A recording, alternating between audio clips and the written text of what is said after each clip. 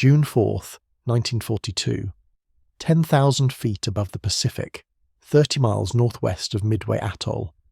Lieutenant Saburo Sakai banks his Mitsubishi A6M0 into a climbing turn, the engine purring like silk, control surfaces responding with a sensitivity that still amazes him after 2 years of combat.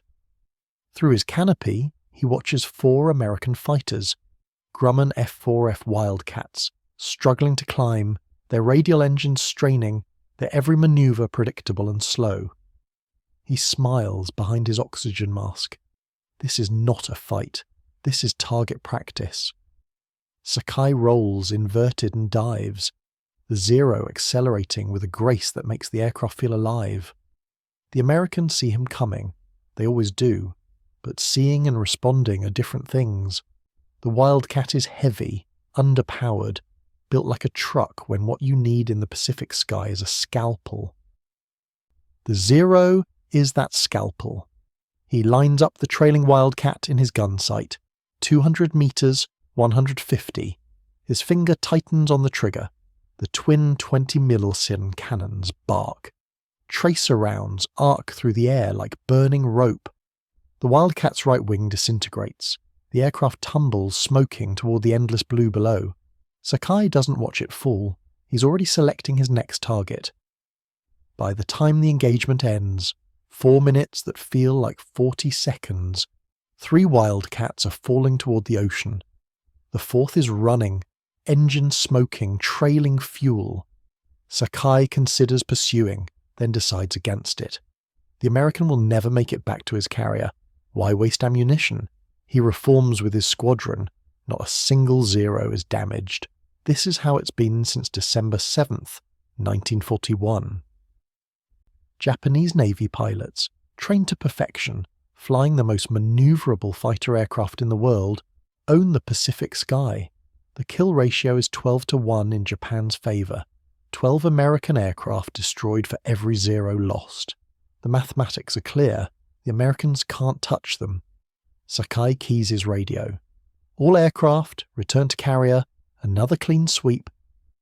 Below, the battle for Midway rages. 4 Japanese carriers, Akagi, Kaga, Soryu, Hiryu, launch wave after wave of aircraft. Admiral Nagumo commands the same carrier strike force that devastated Pearl Harbor, that sank the British battleships Prince of Wales and Repulse, that swept through the East Indies like a typhoon. The Americans have 3 carriers, Enterprise, Hornet and Yorktown, the latter supposedly sunk at Coral Sea but somehow, impossibly, present at this battle. 3 carriers against 4, inexperienced American pilots against the finest naval aviators on Earth. The outcome seems inevitable. 20,000 feet above Sakai, Lieutenant Commander John Jimmy Thatch leads his Fighting Squadron 3 off USS Yorktown, flying the same F4F Wildcats that Sakai just massacred. Thatch is 37 years old, ancient by fighter pilot standards, but he survived this long because he understands something most American pilots refuse to accept. The Zero is superior, not marginally, not slightly, fundamentally, overwhelmingly superior. The A6M0 weighs 5,300 pounds fully loaded. It climbs at 3,000 feet per minute. It turns inside anything the Americans can field. Its range is 1,900 miles, more than twice what American fighters can manage. And it's armed with 2 20mm cannons that can shred an aircraft with a single burst. The F4F Wildcat weighs 7,900 pounds, 50% heavier. It climbs at 2,300 feet per minute. It turns like a brick. Its range is 845 miles. And while it has 6 50 caliber machine guns, you need sustained fire to bring down a Zero, which means getting close, which means dying. Thatch has watched 32 pilots die trying to dogfight Zeros in the past 6 months. He's developed tactics, the thick weave, a defensive scissors maneuver that lets Wildcats protect each other, but it's a survival technique, not a winning strategy. You don't beat Zeros with a Wildcat, you survive them. Maybe. All Grim Reapers, Thatch transmits to his squadron. Stay in pairs. Do not, repeat, Do not attempt solo engagement with Zeros. If they bounce you, weave and dive. Our only advantage is we can dive faster. His wingman, Ensign Daniel Sheedy, responds with a nervous acknowledgement. Thatch understands the fear in that voice. Sheedy has 50 hours in the Wildcat. The Japanese pilots they're about to face have 500 combat missions. This isn't war, it's slaughter, with a thin veneer of tactics. But it's all they have.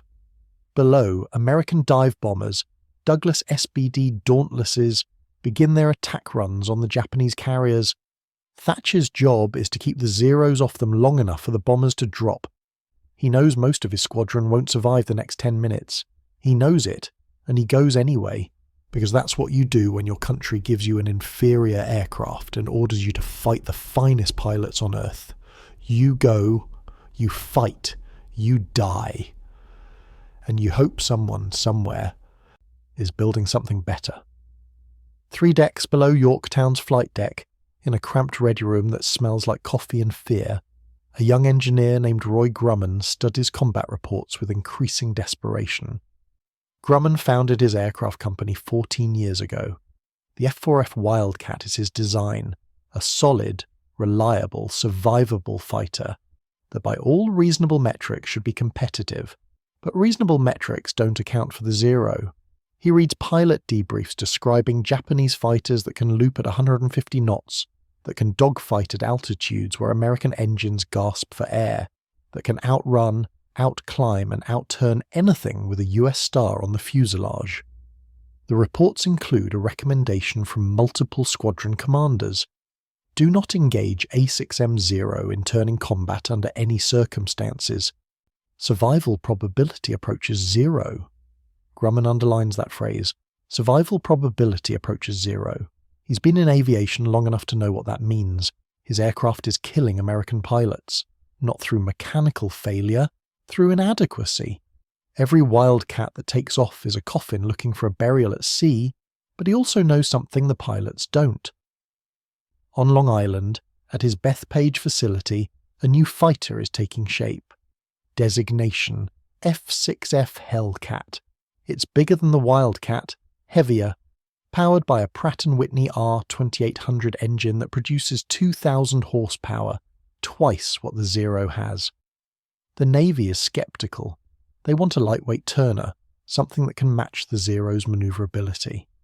Grumman is building the opposite, a heavyweight brawler designed to survive hits and hit back harder. He's gambling that American industrial strength can beat Japanese finesse. He's gambling that you don't need to outturn an enemy if you can outpower, out-armor and outproduce them. He's gambling 30,000 American lives on a fighter that hasn't flown yet. The reports from Midway suggest he's running out of time. Back in the sky above Midway, the battle reaches its climax. American dive bombers, having miraculously evaded the Zero combat air patrol, arrive over the Japanese carriers at the exact moment the carriers are most vulnerable, rearming and refueling aircraft on deck. The SBD Dauntlesses roll into their dives. The first bomb hits Akagi's flight deck and penetrates into the hangar, where aviation fuel and armed torpedoes are stacked like a warehouse. The explosion that follows is visible from 40 miles away. Within 6 minutes, 3 Japanese carriers are burning infernos: Akagi, Kaga, Soryu. The pride of the Kido Butai, the carrier strike force that was supposed to dominate the Pacific for a decade, is dying in front of Admiral Nagumo's eyes. Only Hiryu remains operational. She launches everything she has, 18 dive bombers, 6 fighters, at Yorktown. Lieutenant Saburo Sakai is among the escort Zeros. He's flown 3 missions today. He's exhausted.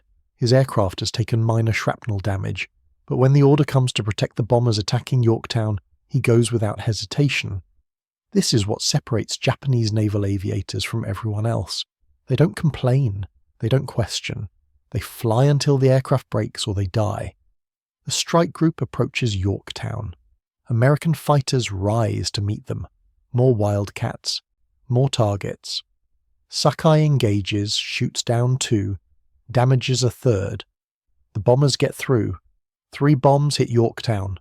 The carrier lists burning. For a moment, Sakai allows himself to believe they've turned the tide. Then he looks back toward the Japanese fleet and sees the smoke columns from 3 carriers rising like funeral pyres into the perfect blue sky. And Saburo Sakai, ace pilot, veteran of 100 combats, believer in Japanese invincibility, feels something cold settle into his chest. It's not fear, it's mathematics. Japan started this war with 6 fleet carriers. By sunset today they'll have 2. America started with 7 and is building more. Japan trains pilots for 3 years to achieve perfection. America trains them for 6 months and sends them into combat anyway. Quality versus quantity. Perfection versus production. The Zero versus whatever America is building right now in factories Sakai has never seen. He turns his aircraft back toward Hiryu, the last operational Japanese carrier in the battle, and wonders for the first time since Pearl Harbor if the war is already lost. The Zero is still the best fighter in the Pacific, but for how long? August 1942, Bethpage, New York, Grumman Aircraft Engineering Corporation. The XF6F1 prototype sits in the middle of the factory floor like a promise made in steel and aluminum. Bigger, heavier, more aggressive than anything Grumman has built before. Roy Grumman circles the aircraft slowly, running his hand along the wing route, feeling the solid construction that will either save American pilots or become the most expensive failure in naval aviation history. The F6F Hellcat is not elegant. Where the Zero is graceful, almost delicate, the Hellcat looks like it was designed by someone who watched a barroom brawl and decided to build an aircraft with the same philosophy. The fuselage is thick and muscular. The cockpit sits high, giving the pilot excellent visibility, but making the aircraft look hunchbacked. The landing gear is wide and sturdy, built to absorb carrier landings that would snap a Zero's delicate struts. It weighs 12,140 pounds fully loaded, more than twice what a Zero weighs. "It's too heavy," says Commander Apollo Susek, the Navy test pilot assigned to evaluate the prototype. He stands beside Grumman, arms crossed, skepticism written across his face. The Zero succeeds because it's light, because it can turn. This thing... He gestures at the Hellcat. This thing looks like it turns like a freight train. Grumman doesn't disagree. He's read the same combat reports Susek has. He knows what Navy brass wants. An American Zero, something that can match Japanese fighters in a turning dogfight. But he's also read something else in those reports, something the pilots probably don't realize they're saying. "Commander," Grumman says carefully, "how many Wildcat pilots have you talked to who survived engagements with Zeros?" "Dozens." "And what do they all say?" Susek recites it from memory. "Never dogfight a Zero, maintain speed, use hit-and-run tactics, dive away if engaged." "Exactly." Grumman pats the Hellcat's fuselage. "So we're not building a turner, we're building something that does what surviving pilots already do, but better. This aircraft will be faster than a Zero in level flight. It'll dive faster, it'll climb faster above 15,000 feet, and most importantly," he leads Sutek to the wing, raps his knuckles against the metal. "It'll take punishment that would shred a Zero and still bring the pilot home." The Hellcat's wings are self-sealing fuel tanks, rubber compounds that seal bullet holes automatically. The cockpit has armor plate behind the pilot's seat. The R2800 engine has dual-stage supercharging for high-altitude performance. The armament is 6 50 caliber machine guns with 400 rounds per gun, 2,400 rounds total, compared to the Zero's 120 cannon shells. "The Zero wins by being untouchable," Grumman continues. "We win by being unkillable. They dance, we brawl. They have 85 horsepower per 1,000 pounds. We have 157. That's not a margin. That's a different philosophy of warfare." Susek walks around the aircraft, his skepticism softening into something else. Curiosity. Maybe hope. "When do we fly it?" 2 weeks. But I need something from you, Commander. I need you to fly it like you're trying to kill it. Maximum stress. Combat maneuvers. push it until something breaks, because if this aircraft isn't better than what we're sending kids to die in right now, then we're wasting time and money and lives. Susek meets his eyes. And if it is better, then we build 1,000 of them, and then we build another 1,000, and we keep building until there's not a zero left in the Pacific. September 1942. Rabaul, New Britain, Japanese Naval Air Base. Lieutenant Saburo Sakai sits in the sparse pilot's ready room, reading the latest casualty reports from Guadalcanal. The names accumulate like water filling a sinking ship. Lieutenant Nishizawa, killed. Lieutenant Sasai, killed. Ensign Endo, missing, presumed dead. The Guadalcanal campaign has been running for 6 weeks. In that time, Japan has lost 47 naval aviators, men with an average of 300 combat hours, irreplaceable expertise, years of training compressed into 6 weeks of grinding attrition. The Americans replaced their losses in 3 months. Japan cannot replace these men at all. Sakai is one of the last original carrier pilots still alive from Pearl Harbor. He survived Coral Sea, Midway, months of combat over New Guinea. He has 64 confirmed kills. He wears his skill like armor, believing that superior ability can overcome numerical disadvantage. But the mathematics are becoming impossible to ignore. At Midway, Japan lost 4 fleet carriers. America lost 1, Yorktown, and has already replaced it with USS Essex, the first of a new class. Intelligence reports suggest the Americans will commission 10 more Essex-class carriers in the next 18 months. 10. Fleet. Carriers. Japan is building 1. Sakai-san, says Lieutenant Hiroyoshi Nishizawa, entering the ready room with his flight gear. Nishizawa is 23 years old, already an ace with 30 confirmed kills, flying with the lethal precision that defines Japanese naval aviation. The Americans have something new over Guadalcanal, Nishizawa continues. The pilots are calling it the new Grumman. Larger than the Wildcat. Faster. Still slower than the Zero, Sakai replies automatically. Maybe. Nishizawa's voice carries uncertainty that would have been unthinkable 6 months ago. But the combat reports say it doesn't run anymore. The Wildcats always dove away. These new aircraft. He pauses. They're staying to fight. Sakai sets down the casualty list. That's suicide. No American fighter can survive a turning battle with the Zero. That's what Lieutenant Ota said, before this morning. The silence that follows carries weight. Lieutenant Ota was a veteran with 41 kills. He should have been unkillable in a Zero. Should have been. How many of the new aircraft? Sakai asks. Intelligence says 6, maybe 8. Not many, but Sakai-san... Nishizawa's voice drops. They're not fighting like Americans anymore. They're not trying to outturn us. They're using speed and altitude, boom and zoom tactics. And their pilots. What about their pilots? They're not running scared. They're different. Sakai stands, walks to the window overlooking the airfield.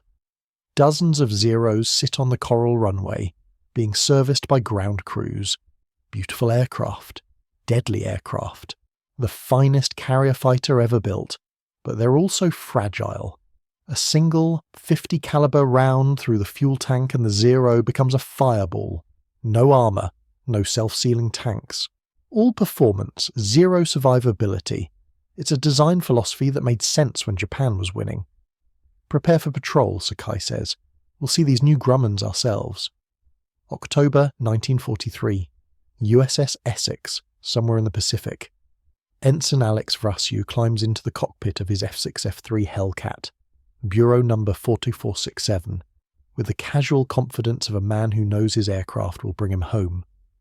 He's 24 years old, fresh from flight training, with exactly 12 combat hours. In the previous war, the war of Wildcats and Zeros, he would be dead within a week. But this is a different war now. The Hellcat entered fleet service 3 months ago. The initial skepticism, too heavy, too big, not maneuverable enough, evaporated during the first combat engagements. The aircraft did exactly what Grumman promised. It survived. Vrasiu runs through his pre-flight checklist with the muscle memory of repetition. The Hellcat is straightforward to fly, almost forgiving. Designed for pilots with 100 hours instead of 500. The wide-track landing gear makes carrier operations safer. The cockpit visibility is excellent. The controls are responsive without being twitchy. And the engine. The Pratt & Whitney R2800 Double Wasp produces 2,000 horsepower at takeoff. That's raw, brutal power that translates into a climb rate of 3,500 feet per minute and a top speed of 300 mph. The Zero can still outturn the Hellcat in a slow-speed scissors fight. But Hellcat pilots don't fight that way anymore. Reapers, this is Reaper lead. Commander David McCampbell's voice crackles through Vrasiu's radio. McCampbell is the squadron commander. 33 years old, Annapolis graduate, already an ace with 7 kills. We have reports of Japanese fighters escorting bombers toward the task force, Vector 045, Angels 20. Vrasiu acknowledges and firewall the throttle. The Hellcat surges forward, pressing him back into his seat. The SX's catapult flings him into the air with a violence that's already become routine. He climbs. At 15,000 feet, the R2800 engine hits its stride.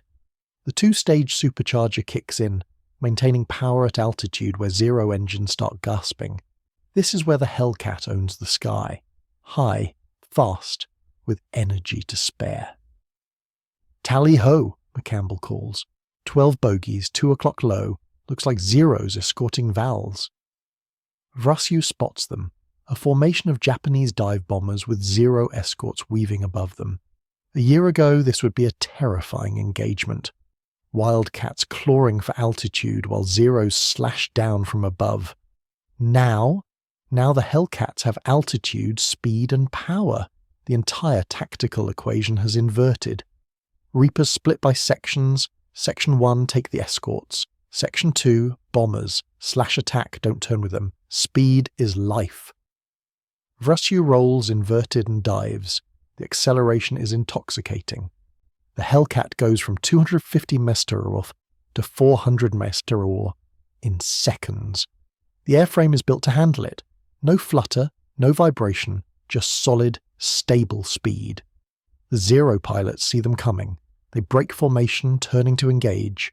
It's the right tactical response, except that Hellcat pilots don't take the bait. Vrasiu lines up a Zero in his gun sight. 600 yards, 500, 400. The Japanese pilot pulls hard left, trying to force an overshoot.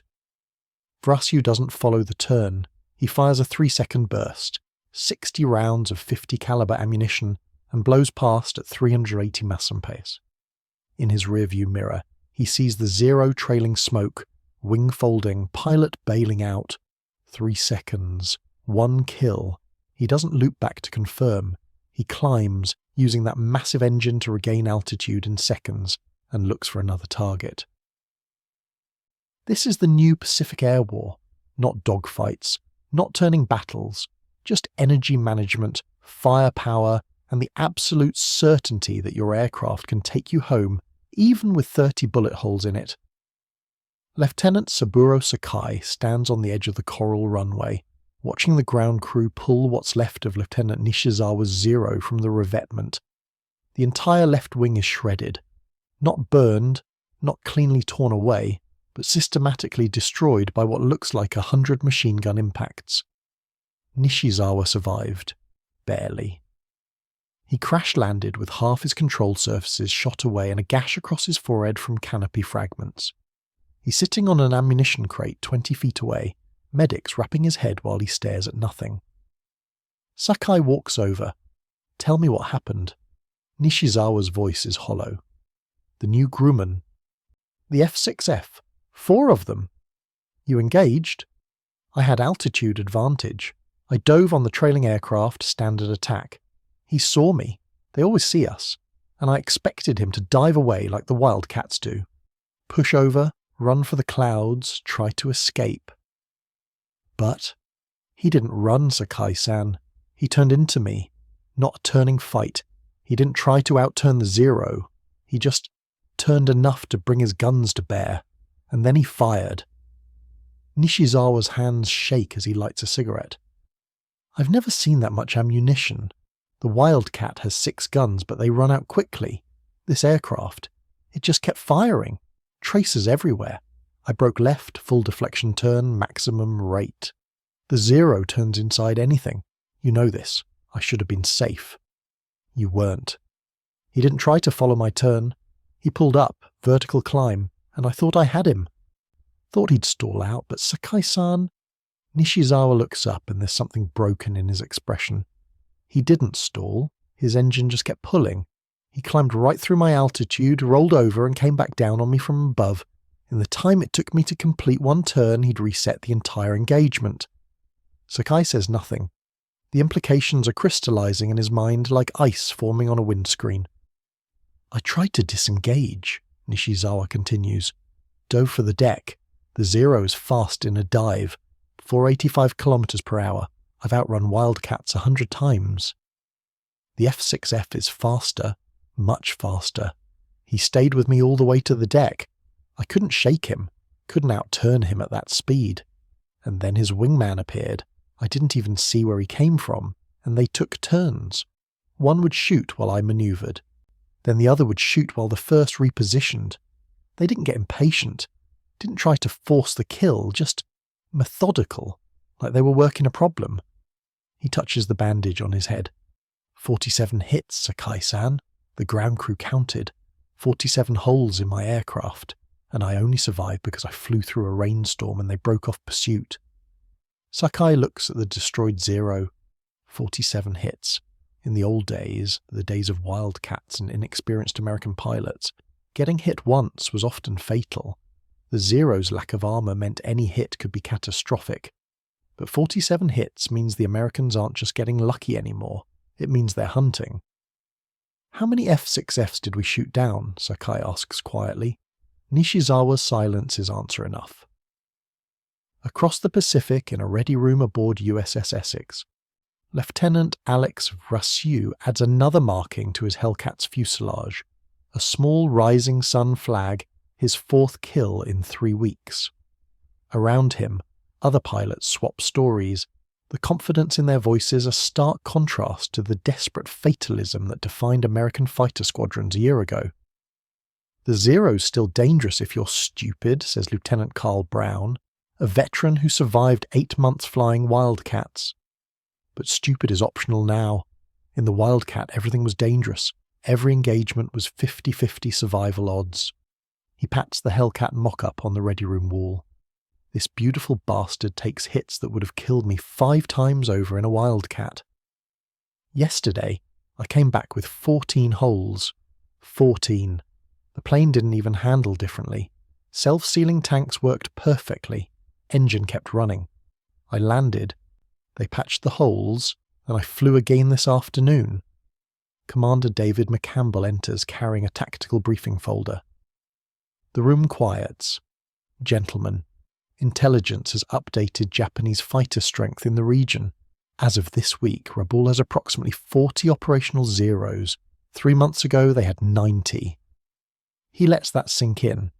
In that same period, we've lost 8 Hellcats to all causes, combat, operational accidents, everything. We've received 22 replacements. The mathematics are simple. We're growing stronger. They're dying. McCampbell opens the folder, reveals reconnaissance photos of Japanese airfields. More importantly, the quality of their pilots is degrading. We're killing their aces. The men with 300, 400 combat hours. They're replacing them with pilots who are 50 hours. Maybe less. And those new pilots are flying the same aircraft their aces flew. Beautiful, deadly, and completely unforgiving of mistakes. He points to a photo showing destroyed Zeros on the ground. The Zero was designed for a short war, flown by perfect pilots, where Japanese quality would overcome American quantity. But gentlemen, this is now a long war. We've achieved pilot quality through tactics and training, and as for quantity, he pulls out a production chart. Grumman is building Hellcats at a rate of 500 per month. By the end of 1944, we'll have 4,000 F6Fs in the Pacific Theatre. Japan is producing 100 Zeros per month, and that's assuming their factories don't get bombed. Vrasu studies the numbers. 500 Hellcats per month.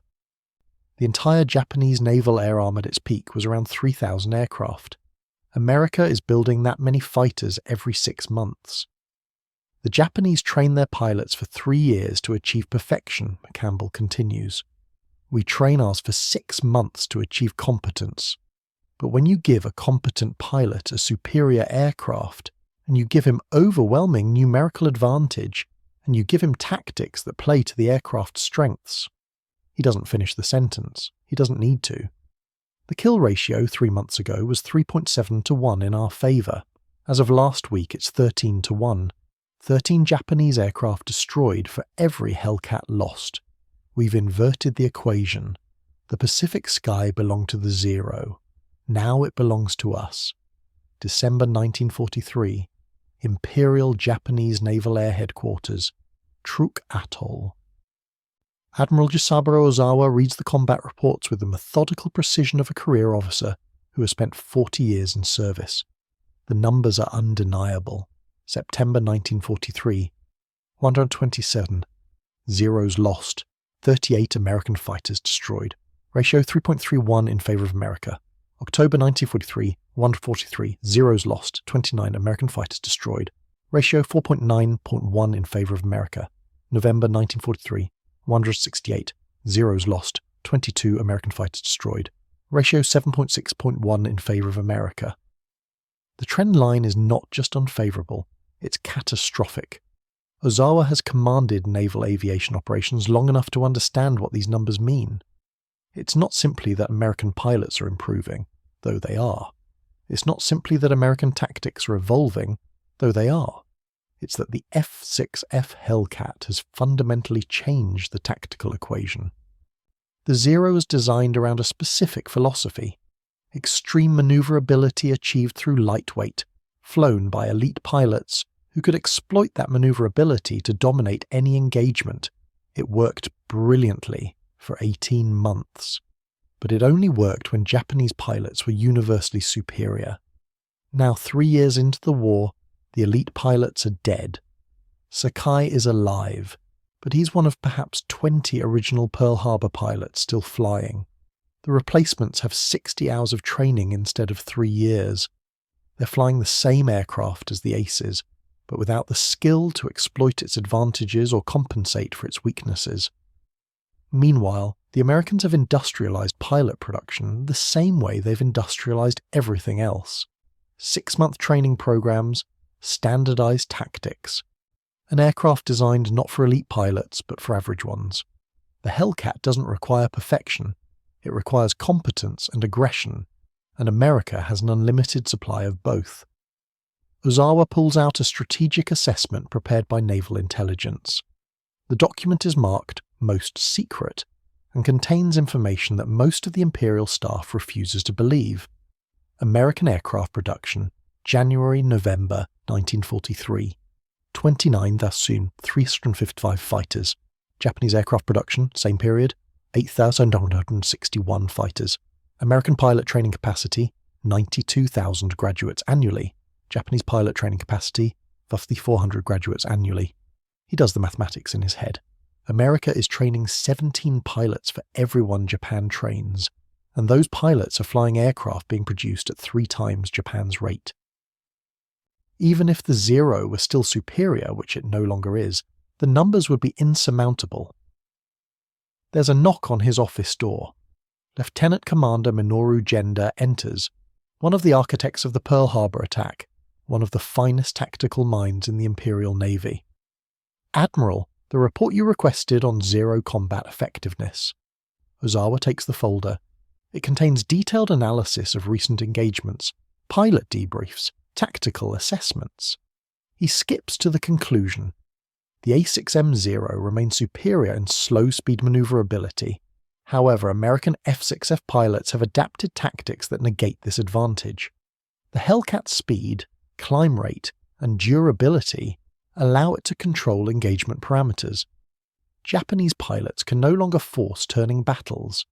The Americans engage when advantageous and disengage at will. Recommendation: accelerate development of next-generation fighters, A7M, J2M, and implement immediate restrictions on zero operational deployment to preserve remaining experienced pilots. Ozawa sets down the report. Commander Gender, what was our pilot-to-aircraft kill ratio at Pearl Harbor? Approximately 0.8, Admiral. 8 American aircraft destroyed for every 10 Japanese aircraft involved in the attack. And now? Gender's jaw tightens. As of November, 0.15. 15 American aircraft destroyed for every 100 Japanese aircraft committed to combat. The silence stretches. We're not losing because the zero has become inferior, Ozawa finally says. We're losing because the Americans have built a system that doesn't require superiority. They built an aircraft that average pilots can fly effectively. They built factories that produce faster than we can destroy. They built a training pipeline that treats pilots as replaceable assets. He stands, walks to the window overlooking Truk's harbour. The remaining Japanese carriers sit at anchor, Shokaku, Zuikaku, veterans of a dozen battles, now operating with half their air groups because there aren't enough pilots to fill the ranks. The zero was meant to win quickly, Ozawa continues. Decisive victories, shock and awe, force America to negotiate before their industrial capacity became operational. But Admiral Yamamoto was right. We've awakened a sleeping giant. And that giant isn't trying to outfight us, it's trying to outbuild us. Can we adapt, Admiral? Ozawa thinks about the new fighters in development. The A7M Reppu designed to match the Hellcat's speed and armament. The J2M Raiden built as a high-altitude interceptor. Both excellent aircraft on paper, but both still in prototype phase. Both requiring manufacturing capacity that's being bombed daily. Both needing pilots who are dying faster than they can be replaced. We can adapt, Ozawa says quietly. But adaptation requires time, and time requires surviving long enough to implement changes. The Americans aren't giving us either. He turns back to Gender. The F6F Hellcat isn't just defeating the zero, it's defeating the entire philosophy that made the zero possible, and I don't know if we have an answer for that. June 19th, 1944. Zhou 730 hours, 150 miles west of Saipan. Commander David McCampbell sits in his F6F5 Hellcat on USS Essex's flight deck, engine idling, waiting for the launch order. Around him, 72 more Hellcats are spotted on the deck, war machines lined up like bullets in a magazine, ready to be fired into the Pacific sky.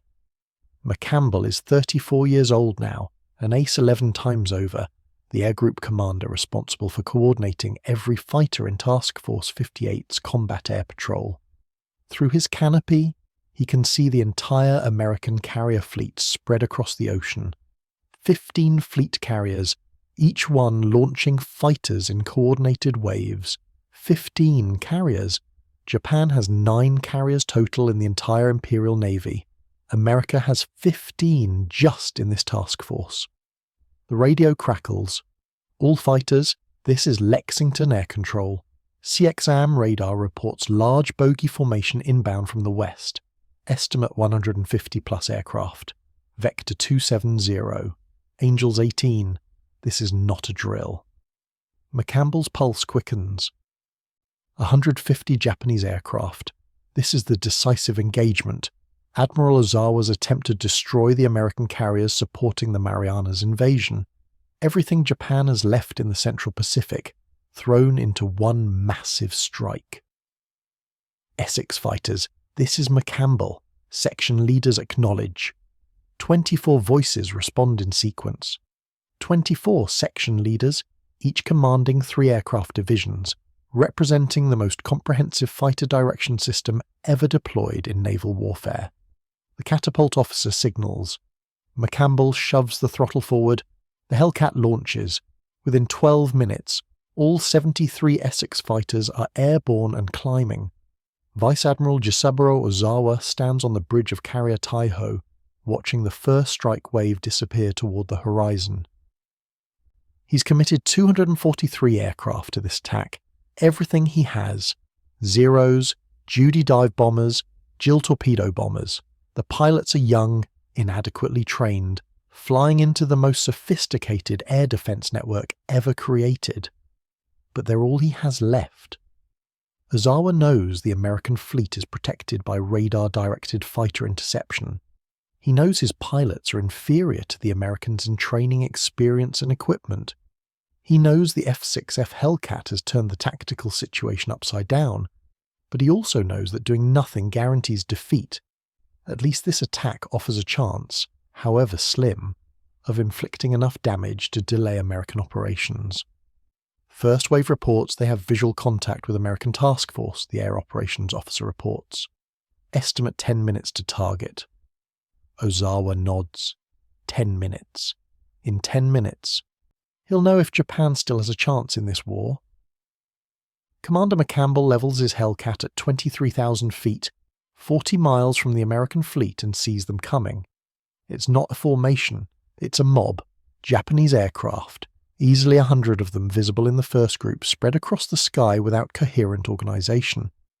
The Zeros that should be providing high cover are scattered. The bombers that should be in tight defensive formations are straggled across 5,000 feet of altitude. This is what desperation looks like. All Essex fighters, this is McCampbell. Targets at 2 o'clock level. Appears to be complete lack of formation discipline. We have altitude advantage, speed advantage, and numerical advantage. Execute standard intercept. Do not, repeat, do not. Dogfight with Zeros. Slash attack, climb away. Repeat. He rolls inverted and dives. The Hellcat accelerates past 400 meters nach Lebet. The Japanese formation grows larger in his windscreen, individual aircraft resolving into Zeros and Judys and Jills. He picks a Judy dive bomber, lines it up in his gun sight, and opens fire at 600 yards. 650 caliber machine guns converge their fire. The Judy's wing tears away. The aircraft tumbles, burning toward the ocean 12,000 feet below. McCampbell doesn't watch it fall.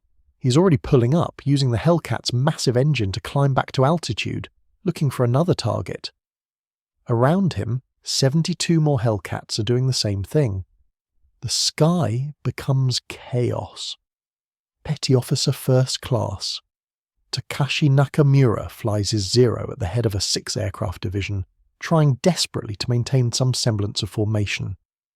He's 20 years old, with 90 hours total flight time, 40 of it in the Zero. 3 months ago, he was a mechanic. 2 months ago, they handed him a flight suit and told him he was a pilot now. He watches American fighters, the hated Grummans, slash through the bomber formations like sharks through a school of fish. Every dive produces an explosion. Every climb takes the Americans back to altitude, where his Zero can't effectively engage them. "All aircraft, brake right," someone shouts on the radio. Nakamura brakes right, sees tracers flash past his canopy, realizes an American was on his tail, and he never even saw the approach. His wingman isn't so lucky. The Zero explodes in a fireball gone so quickly Nakamura doesn't even have time to register the loss. He's supposed to protect the bombers. That's his mission.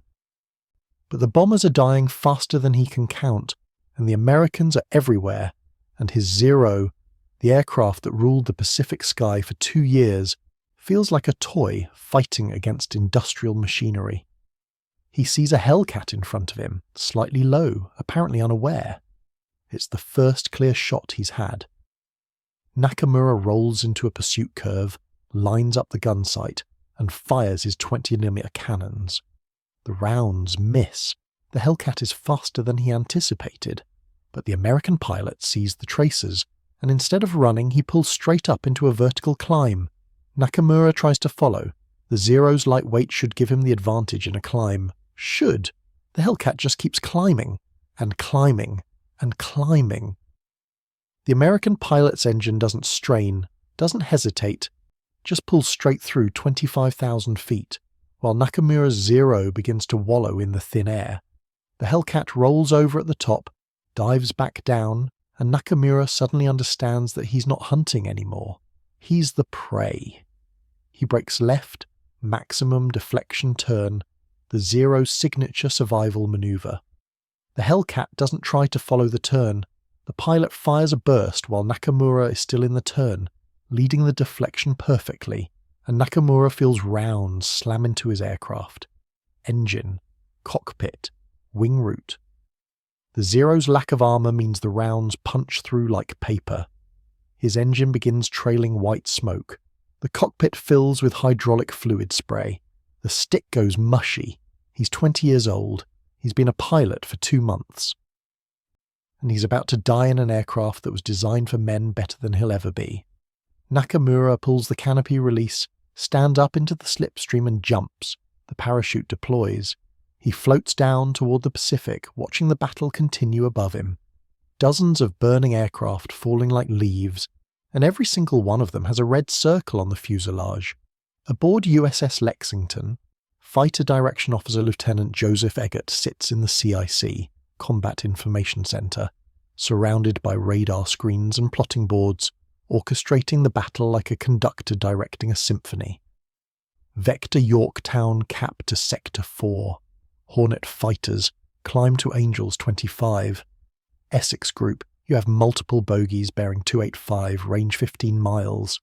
The radar screen shows the Japanese strike falling apart in real time.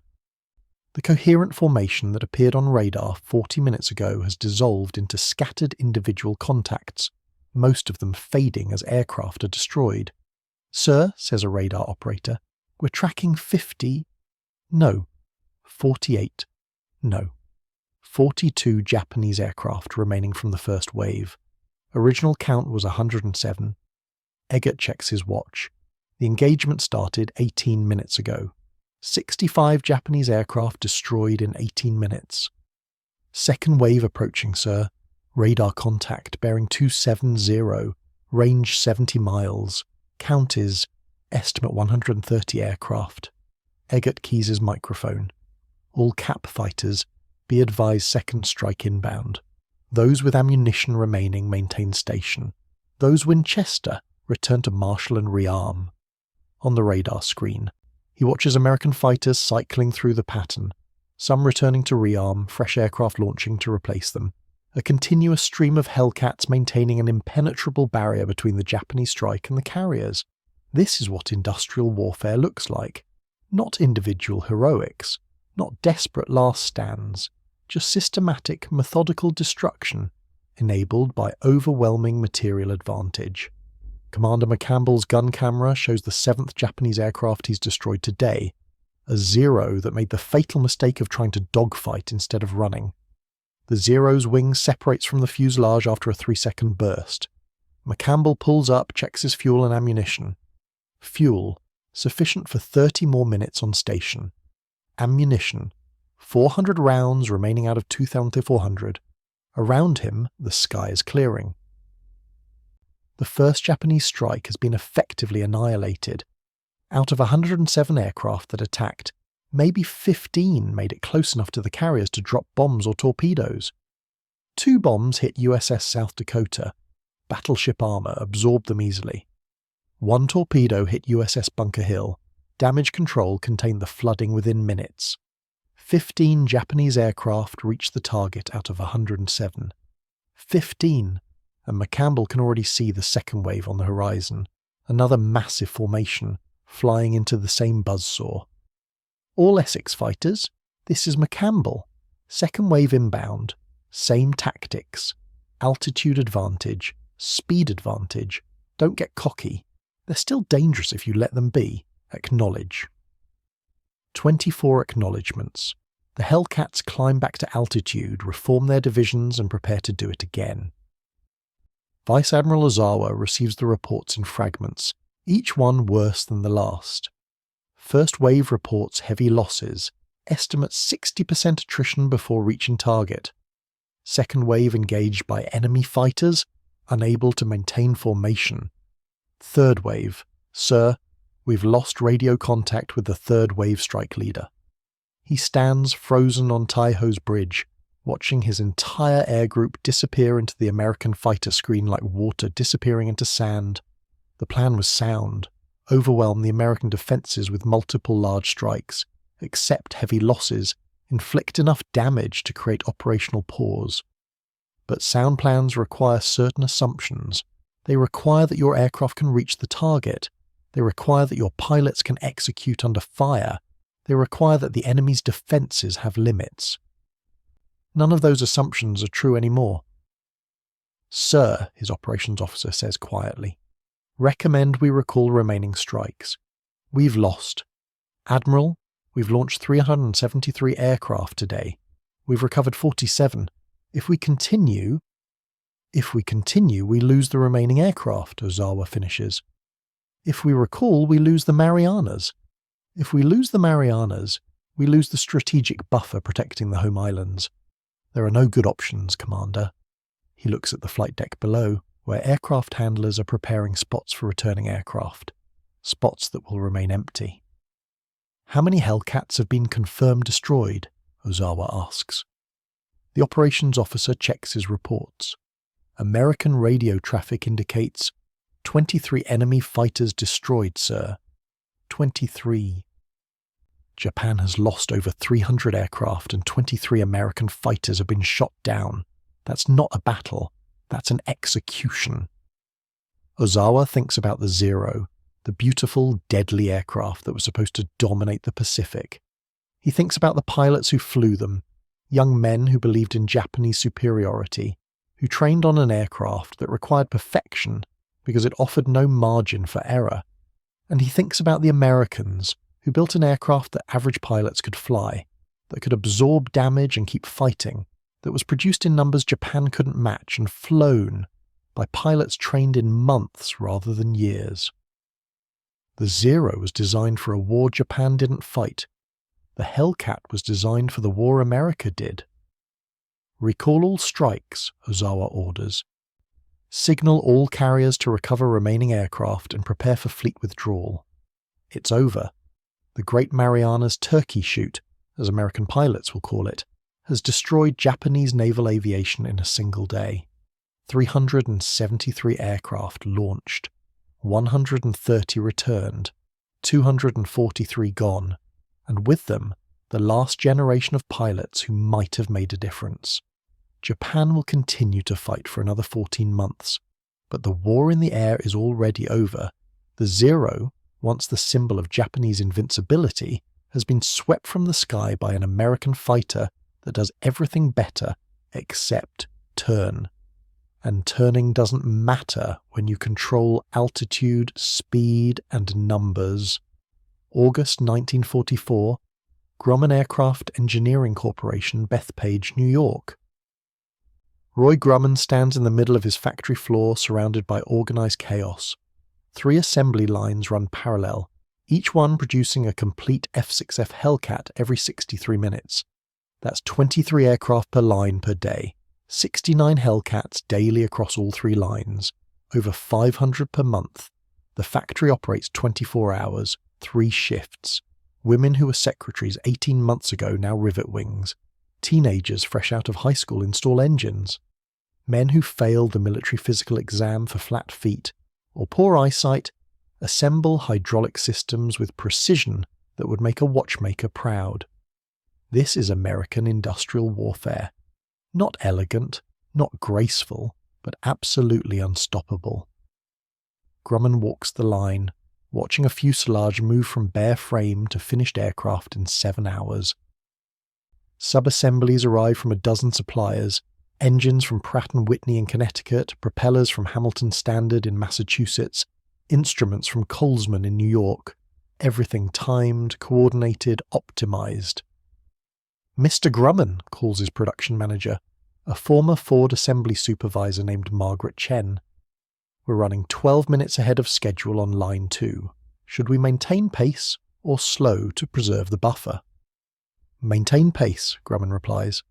"Every Hellcat we deliver today is 1 more pilot who comes home tomorrow." He's seen the combat reports. The F6F's kill ratio has climbed to 19.1. 19 Japanese aircraft destroyed for every Hellcat lost. The Marianas Turkey Shoot alone accounted for 243 Japanese aircraft, against 23 American losses. but the numbers that matter most aren't the kill ratios. They're the production ratios. Japan is producing approximately 100 A6M0s per month. America is producing 500 F6F Hellcats, plus additional Corsairs, P-38s, P-51s, and every other fighter type. Even if the Zero were still competitive, which it isn't, the mathematics would be insurmountable. You can't win a war where the enemy replaces losses 5 times faster than you do. Grumman stops at Station 47, where workers are installing the 6 50 caliber machine guns into a Hellcat's wings. Each gun is belt-fed with 400 rounds, 2,400 rounds total per aircraft. That's 40 seconds of continuous fire. The Zero carries 120 rounds for its 20mm cannons, 8 seconds of fire. More ammunition means longer engagement times. Longer engagement times mean more kills per sortie. More kills per sortie mean fewer enemy aircraft threatening American ships. It's all mathematics. Brutal, industrial mathematics. Mr. Grumman, a young woman waves from the quality control station. Bureau number 58312 just completed acceptance testing. All systems nominal. She's ready for delivery. Grumman walks over, runs his hand along the Hellcat's wing. Bureau number 583-2. In 3 days, she'll be on a carrier somewhere in the Pacific. In 2 weeks, she'll likely be in combat. In 6 months, she'll either have a dozen kill markings on her fuselage, or she'll be at the bottom of the ocean. But if she goes down, Bureau numbers 58313, 583 and 583-115 are already on the assembly line behind her. That's the difference. When Japan loses a Zero, they lose irreplaceable manufacturing capacity, irreplaceable pilot training time, irreplaceable strategic resources. When America loses a Hellcat, they build another one the next day, September 1944. Clark Airfield, Philippines. Lieutenant Junior Grade Alex Vrasiu, now an ace 14 times over, sits in his squadron ready room, listening to the new pilots ask questions that reveal just how different this war has become. "Sir," says Ensign Robert Murray, who arrived from flight training 3 weeks ago, "what do we do if we encounter a Zero in a 1 versus 1 engagement?" Vrasiu almost laughs. 1 versus 1. When was the last time anyone fought a 1 versus 1 engagement? "You won't," Vrasiu replies. "We don't fly 1 versus 1. We fly divisions of 4, sections of 2, always with mutual support. If you're alone, you've already made a fatal mistake. But hypothetically, you have a faster aircraft, more ammunition, better high-altitude performance, armor protection, self-sealing fuel tanks, and superior training in energy tactics. The Zero can still outturn you at low speed, so you maintain speed, maintain altitude, and never, ever try to turn with them. Boom and zoom. That's the entire tactical philosophy." Murray nods, taking notes. Vrasiu watches him write and realizes that this kid, 20 years old, 150 hours total flight time, is more dangerous to the Japanese than the veteran Zero pilots were 2 years ago. Not because Murray is skilled. He's not. He's barely competent. But he's flying the F6F Hellcat, which forgives his mistakes. He's part of a coordinated fighter direction system that puts him in advantageous positions. He's backed by 15 fleet carriers and unlimited replacement aircraft. And most importantly, he's been trained in tactics specifically designed to neutralize the Zero's advantages. "Another question, sir," says Ensign Patricia Chen, one of the first WASPs, Women Air Force Service pilots, transitioning to carrier qualification training. "The combat reports mention that Japanese pilot quality has degraded significantly. Is that just propaganda, or—" "It's real," Vrasiu interrupts. "In 1942, the average Japanese naval aviator had 700 hours of flight time before their first combat mission. Now they have 100 hours, maybe less. They're flying the same aircraft as their aces, but without the skill to exploit its strengths or compensate for its weaknesses." He stands, walks to the blackboard, draws 2 curves. This is Japanese pilot quality over time. He draws a line starting high and dropping sharply. This is American pilot quality. He draws a line starting low and rising steadily. The curves crossed sometime in mid-1943. Now we have both better pilots and better aircraft. The war in the air is effectively over. We're just working through the mathematics. Sir, Murray asks quietly, if the war in the air is over, why are we still losing pilots? Vrasiu sets down the chalk. It's a good question, a smart question. Because even a dying enemy is dangerous. Because a Zero flown by a barely trained pilot can still kill you if you're careless. Because there are still a few aces out there, Sakai, Nishizawa, a handful of others, who are absolutely lethal. And because war doesn't end just because one side realizes they've lost. He looks at the 90 new pilots in the ready room. Kids, really. Most of them younger than his little brother. The Japanese know they can't win. They've known since Midway or Guadalcanal or the Marianas at the latest. But they're going to fight anyway. Because surrender isn't in their vocabulary. Because their culture demands it. Because individual pilots would rather die than live with the shame of defeat. Vrasiu walks back to his seat. So yes, the war in the air is over. The mathematics are insurmountable. But that doesn't mean it's safe. That doesn't mean you can get lazy. Every sortie you fly like your life depends on perfect execution. Because it does. Even a defeated enemy can kill you. The ready room falls silent. Outside, on the flight line, 36 Hellcats sit ready for the afternoon patrol. Part of the endless cycle of combat air patrols, strike escorts, and intercept missions that define carrier operations. 19 new pilots will fly those missions. Most of them will survive because they're flying Hellcats. Some of them won't, because war doesn't care about statistics. October 1944, Rabaul, New Britain. Now under siege, abandoned by major Japanese forces, Lieutenant Saburo Sakai sits alone in what remains of the pilot's ready room, reading the latest casualty lists. The names have become meaningless. He doesn't know most of these pilots. They arrive from training with 50 hours of flight time, fly 3 missions, and die. The Zero still flies. Factories in Japan still produce them. But the aircraft that once symbolized Japanese air superiority has become a death trap for inadequately trained pilots. Sakai himself has 64 confirmed kills. He's one of perhaps 10 original Pearl Harbor pilots still alive. His skill keeps him alive. But skill can't change mathematics. The Americans have 15 fleet carriers in the Pacific now.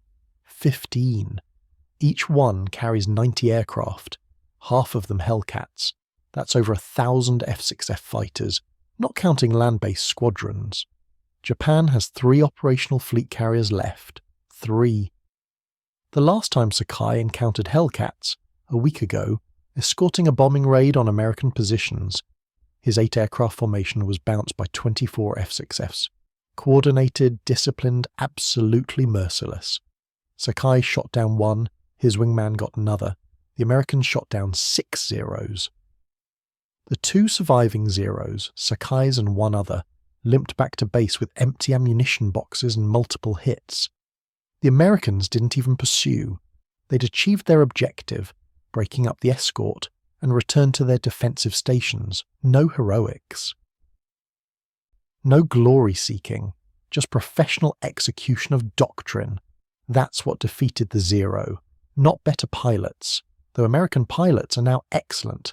Not just better aircraft, though the Hellcat is superior in almost every metric, but the systematic industrial approach to warfare that treats aircraft as consumable resources and pilots as replaceable assets. Japan built the Zero for samurai. America built the Hellcat for factory workers. The samurai were better individually, but there weren't enough of them. There's a knock on the door. A young pilot, Ensign Toshiro Yamada, 19 years old, 48 hours of Zero time, enters nervously. "Lieutenant Sakai, sir. I'm scheduled for patrol in 1 hour. I was hoping. Could you give me advice?" Sakai looks at this kid, barely old enough to shave, who's about to climb into a Zero and fly against Hellcats piloted by Americans with better training, better support, and absolute numerical superiority. What advice can he possibly give? Don't fly straight and level for more than 3 seconds. If you see Hellcats, run immediately. Pray that today isn't the day your luck runs out. Maintain altitude, Sakai finally says. Never let them get above you. If they bounce you from altitude, don't try to turn. Dive for the deck and run. The Zero is still fast in a dive. If you survive the first pass, you might make it home. And if I can't run? Sakai meets his eyes. Then make your death expensive. Take one with you. Make them remember that even a defeated enemy has teeth. Yamada bows and leaves. Sakai knows he'll never see the kid again. He knows that Yamada will climb into that Zero, fly toward American positions, and die within the first 5 minutes of combat. Shot down by a Hellcat pilot who won't remember his face, won't learn his name, will just add another kill mark into his aircraft and move on to the next target. This is what the end looks like. Not dramatic last stands, not glorious defeats, just systematic attrition where one side can replace losses and the other can't. Sakai thinks about the first time he encountered a Hellcat, back in late 1943, when they were still new, when Japanese pilots still believed they could adapt. He remembers thinking, it's fast, but we can outturn it. He remembers thinking, it's tough, but we can still shoot it down. He remembers thinking, it's just another American fighter. We've beaten them before. He didn't understand. None of them understood that the Hellcat wasn't designed to outturn the Zero. It was designed to make turning irrelevant. Speed, altitude, firepower, durability, and overwhelming numbers. The Americans didn't try to build a better Zero. They built something that made the Zero obsolete. And now, sitting in an abandoned ready room on a besieged island, watching 19-year-old pilots fly to their deaths in an aircraft designed for a war Japan isn't fighting anymore, Saburo Sakai finally accepts what he's known since Midway. The Zero didn't lose because it became inferior. It lost because industrial capacity beats individual excellence. It lost because America built 5 Hellcats for every Zero Japan produced. It lost because mathematics don't care about courage. February 1945, USS Essex, Philippine Sea. Commander David McCampbell stands on the flight deck watching the morning launch, counting Hellcats as they catapult into the pale dawn sky. 1, 2, 5, 10, 20. The carrier's entire fighter complement, 36 F6F, airborne in 14 minutes. This is routine now, unremarkable. The choreography of industrial warfare performed with such precision that it's become boring. McCampbell has 34 confirmed kills. He's the Navy's top-scoring ace. The Navy Cross hangs in his locker. His face has appeared in Life magazine. War bond posters feature his Hellcat with all those kill markings painted on the fuselage. But standing here, watching the endless cycle of launches and recoveries, he feels something closer to exhaustion than triumph. CAG. We've got the morning intelligence brief, says his operations officer, Lieutenant Commander Roy Rushing. They walk to the ready room where the squadron commanders are gathering. Rushing puts up a map of the Philippines, Japan, and the surrounding waters. As of this morning, Imperial Japanese Navy air strength in the theatre is estimated at 340 operational aircraft. That includes all types: fighters, bombers, reconnaissance, everything. For comparison, Task Force 58 alone has over 1,200 aircraft. The 5th Fleet has another 800. The 7th Fleet has 400 more. He lets the numbers hang in the air. Japanese pilot quality continues to degrade. Intelligence estimates the average Japanese naval aviator now has 40 hours of flight time. 40. Many of them soloed last month and are in combat this month. They're essentially flying target practice for our caps. McCampbell studies the map. 3 years ago, those red circles representing Japanese bases covered the Pacific like a rash. Wake, Rabaul, Truk, the Solomons, New Guinea. Now the circles are clustered around the home islands, shrinking with each passing week. The Zero? McCampbell asks. Still in production, but output has dropped to about 60 per month due to bombing of manufacturing facilities. More significantly, the A6M is being supplemented and in some cases replaced by newer designs. The N1KJ Shiden, the J2M Raiden, the Ki-84 Hayate, all of them better than the Zero. Some of them actually competitive with the Hellcat. But they're too late and too few, Russian continues. Even if these new fighters are equal to the Hellcat, and that's debatable, they're being produced at 1/10 our rate and flown by pilots with 1/5 our training time. The tactical situation hasn't changed. We still own the sky. McCampbell nods slowly. This is what victory looks like at the tactical level. Not dramatic, just inevitable. Math playing out day after day until there's nothing left to count. All right, McCampbell says. Standard cap operations, 3-hour cycles, stay sharp.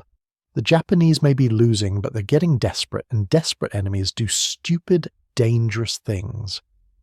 March 1945, Kanoya Air Base, Kyushu, Japan. Lieutenant Saburo Sakai stands in front of 23 young pilots, average age 19, average flight time 37 hours, and tries to teach them how to survive what cannot be survived.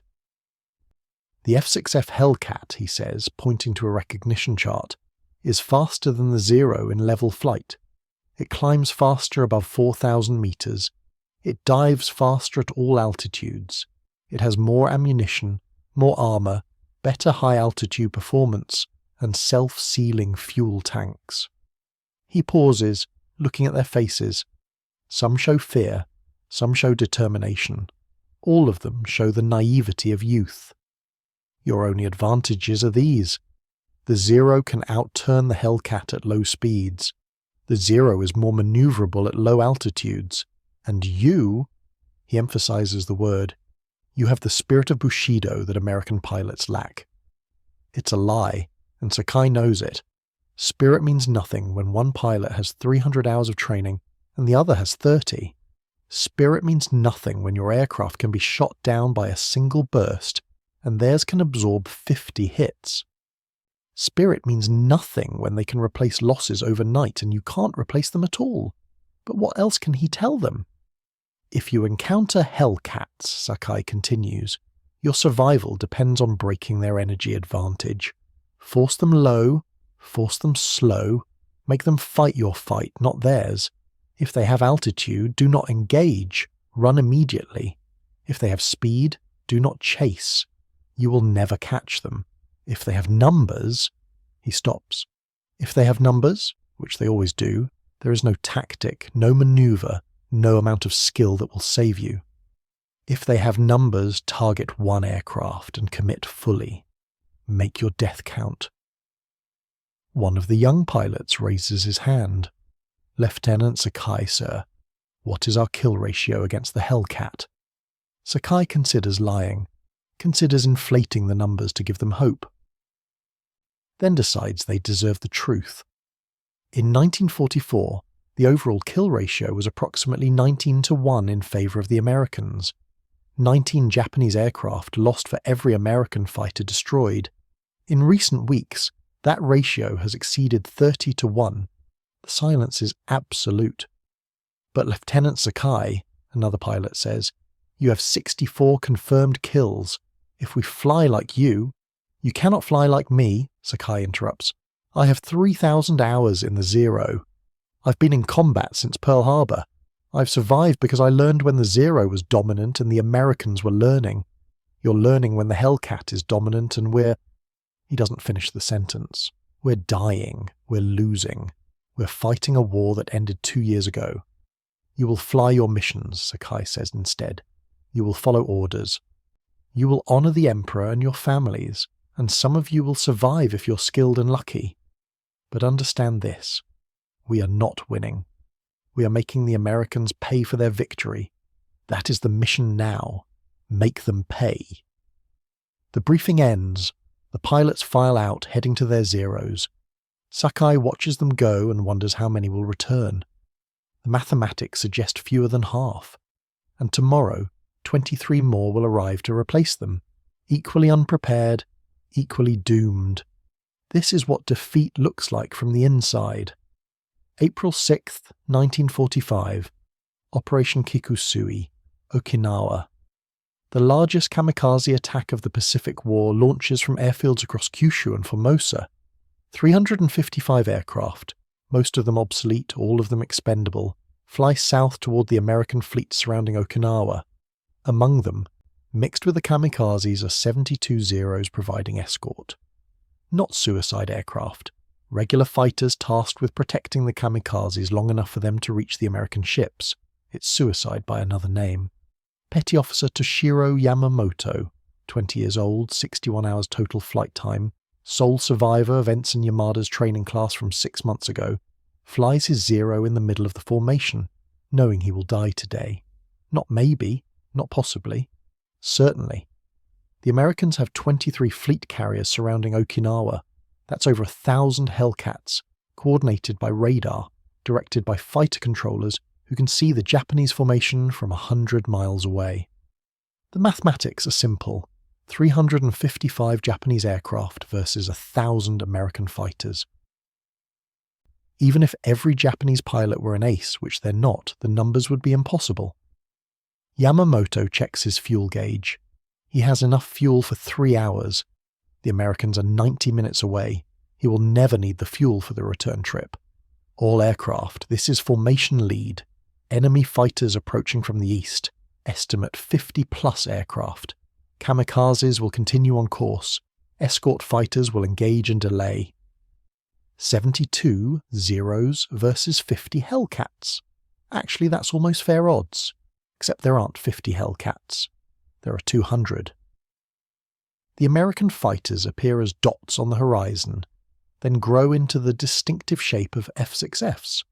Thick fuselages, massive engines, guns bristling from the wings. They don't rush in carelessly like the Wildcats did in 1942. They maintain formation, maintain altitude, and attack with the precision of experienced hunters. The first pass destroys 12 Zeros before Yamamoto even fires his guns. He sees a Hellcat flash past impossibly fast and tries to turn onto its tail. The American pilot doesn't dogfight, just extends away, climbs and resets the engagement. By the time Yamamoto completes his turn, another Hellcat is diving on him from above. He brakes hard left. 20mm rounds flash past his canopy.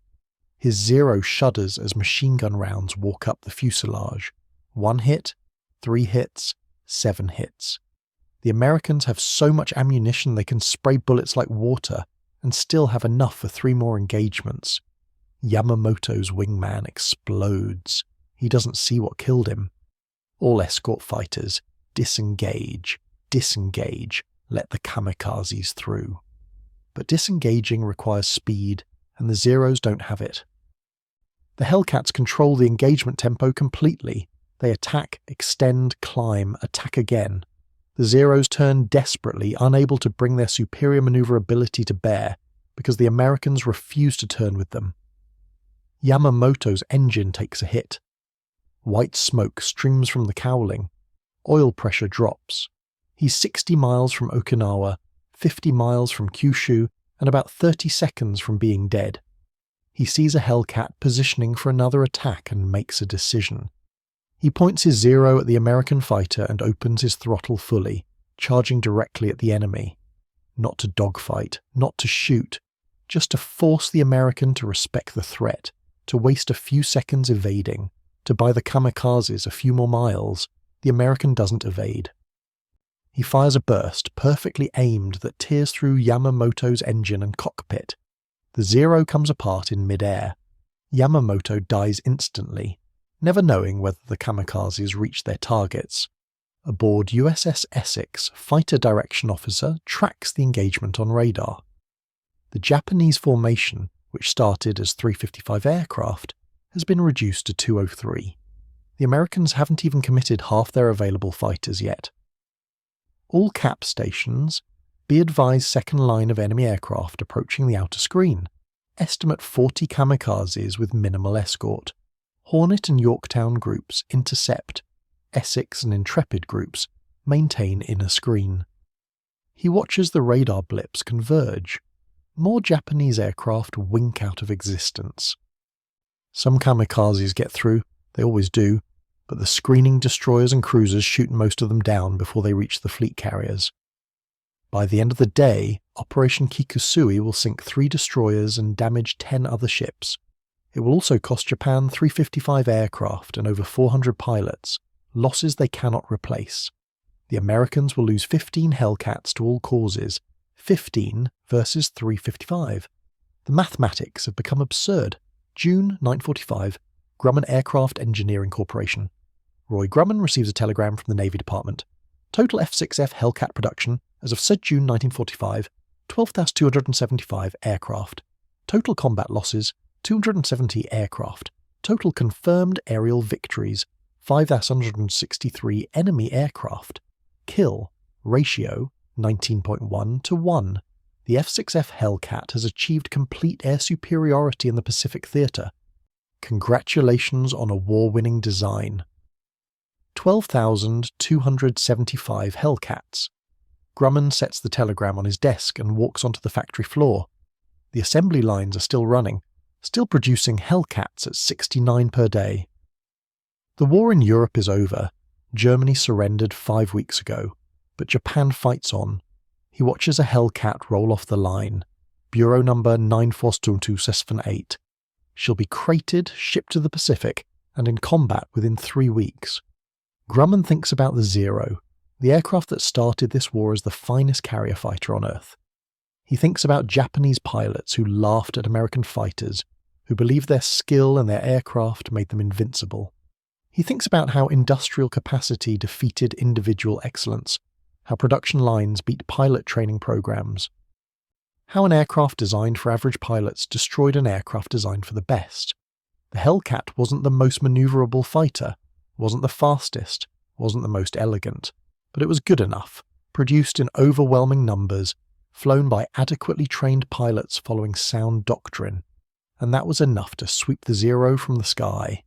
August 14th, 1945, Atsugi Air Base, Japan.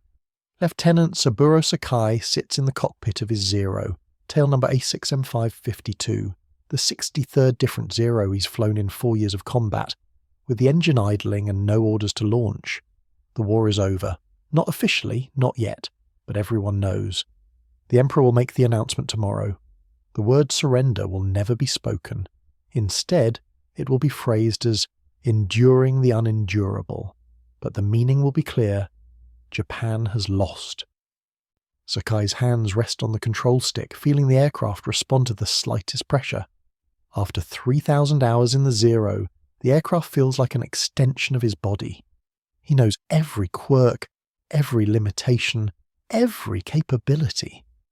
He survived when 90% of his fellow pilots died because he understood this machine better than almost anyone alive. But understanding the aircraft wasn't enough. The intercom crackles. All aircraft remain grounded pending further orders. Repeat, all aircraft remain grounded. Sakai looks across the flight line at the 23 Zeros spotted for what would have been the afternoon patrol. Young pilots sit in their cockpits waiting for orders that will never come. They've been training to die for the Emperor. Now they're being told to live with defeat. Some of them look relieved. Most look confused. A few look angry. Sakai understands the anger. They've been told that Japanese spirit, Japanese skill, Japanese willingness to sacrifice would overcome American material advantage. They've been told that 1 Japanese pilot equals 10 Americans. The mathematics proved otherwise. He thinks about the first Hellcat he encountered, late 1943, over a ball. He remembers dismissing it as just another heavy American fighter, something the Zero could defeat through superior maneuverability. He remembers the moment he realized his mistake, watching that Hellcat refuse to turn with him, using raw power to climb away and reset the engagement. Watching the pilot execute textbook boom and zoom attacks while Sakai's superior turning ability became irrelevant. That was when he knew. Not that Japan would lose, he'd suspected that since Midway, but that the Zero itself had become obsolete, that American industrial philosophy had defeated Japanese warrior philosophy, that you couldn't win a war with perfect aircraft flown by perfect pilots when the enemy had good enough aircraft flown by adequate pilots in unlimited numbers. Lieutenant Sakai, a young lieutenant, approaches, salutes. "Sir, what do we do now?" Sakai looks at this kid, 19 years old, 41 hours in the Zero, who trained for 6 months to die for the Emperor, and now faces the prospect of living with defeat.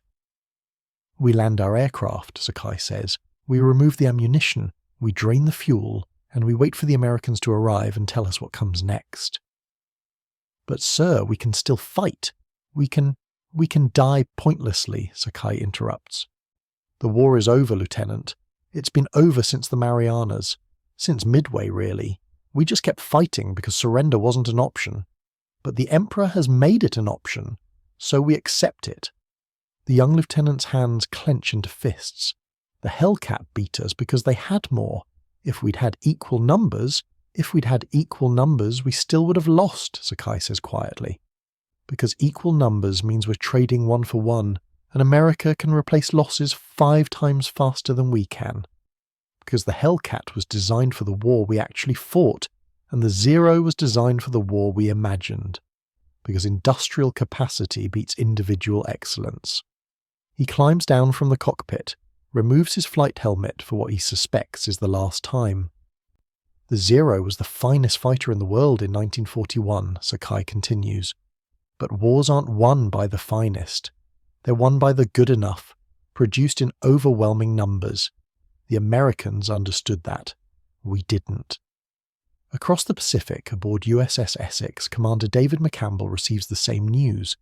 Ceasefire effective immediately, Japanese surrender imminent. The ready room erupts in celebration. Men cheer, shake hands, cry. 4 years of war, over in an instant. McCampbell sits quietly, thinking about the 34 pilots he shot down. 34 men, most of them young, inadequately trained, flying aircraft designed for a different kind of war. He wonders how many of them could have been aces if they'd had his training, his support, his aircraft. The Hellcat made him an ace. The industrial system behind the Hellcat made victory inevitable. He thinks about the Zero pilots he encountered in early 1943. Skilled, aggressive, dangerous. And he thinks about the Zero pilots he encountered in 1945, barely able to maintain formation, dying within seconds of engagement. The aircraft didn't change, the pilots degraded. Because Japan spent 3 years training aces to perfection, and America spent 3 years training adequate pilots to competence. And when the aces died, as they inevitably did, Japan couldn't replace them fast enough. "Keg," says his operations officer. "Final kill ratio numbers just came through from Kinakpak. The F6F Hellcat, 563 confirmed aerial victories against 270 combat losses. Final ratio, 19.1 to 1. McCampbell nods. 19 Japanese aircraft destroyed for every Hellcat lost. But those numbers don't tell the whole story. They don't tell about the Hellcats that returned with 50 bullet holes and landed safely because of self-sealing tanks and armor plate. They don't tell about the American pilots who survived being shot down and returned to combat because the Navy had search and rescue operations the Japanese never developed. They don't tell about the thousands of Hellcats produced while Japan struggled to build hundreds of Zeros. The kill ratio was 19.1, the production ratio was 5.1, the pilot replacement ratio was 10.1. Add those together, and the war in the air wasn't 19.1, it was closer to 1,000 to 1. "Secure from flight operations," McCampbell orders. "Stand down all combat air patrols, it's over." September the 2nd, 1945, Tokyo Bay, USS Missouri. Saburo Sakai stands among a group of Japanese naval officers on the dock at Yokosuka Naval Base, watching the American fleet fill Tokyo Bay. Dozens of carriers, battleships, cruisers, destroyers, more naval power than Japan ever possessed at its peak. Above, formations of Hellcats fly in perfect parade formation, hundreds of them, maybe thousands. More F6Fs than the entire Japanese naval air arm had aircraft of all types. This is what defeat looks like at the strategic level. Not a single climactic battle, not a moment of glory, just the slow, grinding realization that you're being outproduced, outtrained, and outnumbered in every category that matters. The surrender ceremony is happening aboard Missouri. Sakai isn't invited. He's too junior, just a lieutenant. He watches from the dock as Japanese representatives sign the documents that officially end the war. Lieutenant Sakai, he turns. An American Navy officer, lieutenant commander, pilot's wings, wearing a flight suit with a name tag that reads Vrasiu, stands behind him. "You're Saburo Sakai, the ace?" Sakai straightens. "Hi. Yes." Vrasiu extends his hand. Sakai stares at it for a moment, shaking hands with the enemy, then accepts. "I'm Alex Vrasiu. 19 confirmed kills, all in the Hellcat." He pauses. "I've read intelligence reports about you. 64 victories. You survived the entire war. That's impressive." "I survived by adapting," Sakai says carefully, his English rough. "The Zero was superior in 1942. By 1943, your tactics had evolved. By 1944, your aircraft was superior. I survived by understanding this." Vrasiu nods. The F6F changed everything, not just because it was faster or tougher, but because it was designed for the way America fights wars: mass production, standardized training, overwhelming resources. The Zero was designed for samurai, Sakai says. The Hellcat was designed for soldiers. In a short war, samurai win. In a long war, soldiers win, Vrasiu finishes, because there are more of us, and we're good enough. They stand in silence, watching another Hellcat formation fly overhead. "What will you do now?" Vrasiu asks. Sakai considers the question. He's 28 years old. He's been at war since he was 24. He's survived when 90% of his fellow pilots died. He has no skills except flying. And flying for what army?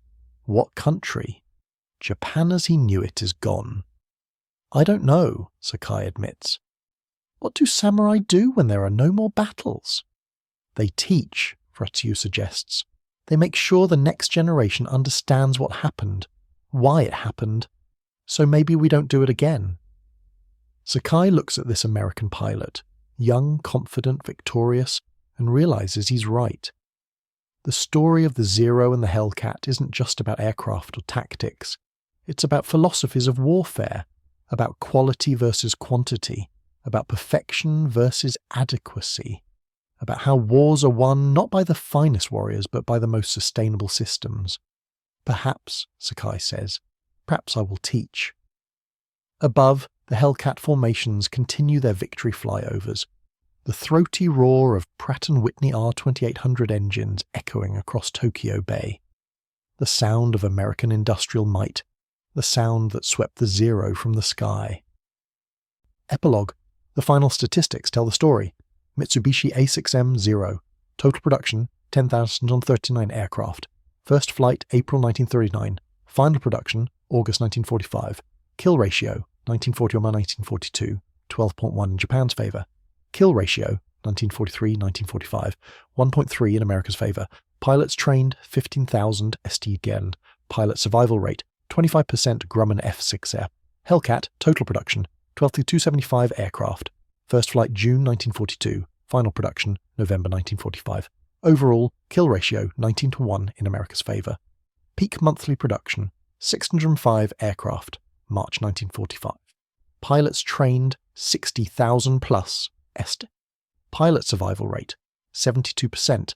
The Zero entered service as the finest carrier fighter on Earth. It dominated the Pacific sky for 18 months through superior maneuverability, exceptional range, and pilots trained to levels of perfection impossible to sustain. The Hellcat entered service as a good enough fighter designed for mass production, flown by adequately trained pilots using energy tactics that negated the Zero's advantages. Within 18 months, it had achieved complete air superiority. The Zero was a masterpiece. The Hellcat was a war winner. The difference is everything. Saburo Sakai survived the war and lived until 2000, age 84. He never flew combat again, but spent decades teaching aviation and telling the story of the Zero, both its brilliance and its limitations. David McCampbell became the Navy's all-time leading ace with 34 confirmed kills. He retired as a captain in 1964. Alex Vrasiu finished the war with 19 kills and remained in the Navy for 27 years. Roy Grumman's company continued building aircraft for decades. The Hellcat remained in service until 1954, 9 years after the war ended, and somewhere in the South Pacific, rusting on the ocean floor 2 miles down, lie the remains of thousands of Zeros, beautiful, deadly aircraft that dominated the sky until American industrial capacity built something that didn't need to be beautiful. It just needed to be good enough, in overwhelming numbers.